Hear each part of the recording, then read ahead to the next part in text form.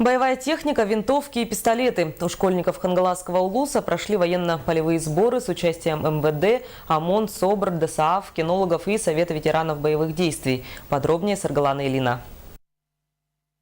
Обезвреживание террориста, захватившего транспортное средство. Так начались учения, организованные в ходе военно-полевых сборов учащихся школ Хангаласского улуса. Организованы такие масштабные учения Управлением образования улуса с целью военно-патриотического воспитания юношей. Сегодня здесь, это учебная точка, огневая подготовка, разбивается на 3, будем говорить, учебных точки. Это разборка автомата Калашникова, снаряжение магазина, разборка ПМа и проведение стрельб, выполнение упражнения МВ-1, то есть мелкокалиберная винтовка. В военно-полевых условиях в палаточном городке с супом и кашей над костром прожили здесь неделю учащиеся 10 классов. Именно так, на практике, в суровых условиях закаливается характер и возникает настоящее мужское братство. Тем более, что среди наставников ветеранов военных действий, личный пример которых вдохновляет мальчишек.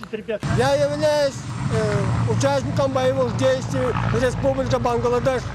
Служил я в Тихоокеанском флоте 1969 года по 1972 год.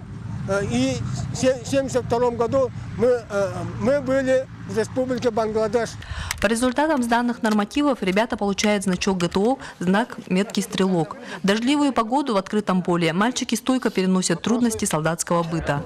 Только в день учений установилась солнечная погода.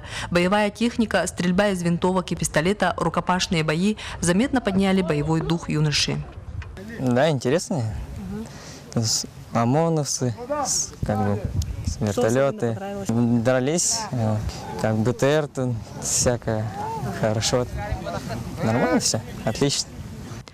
После демонстрационного воздушного десантирования отличившиеся курсанты имели возможность подняться в воздух на вертолете.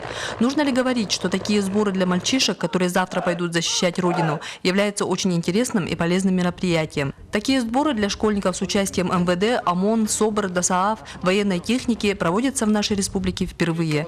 Саргалана Илина, Александр Ярков, Федор Тарасов, НВК Саха, Хангаласский улус.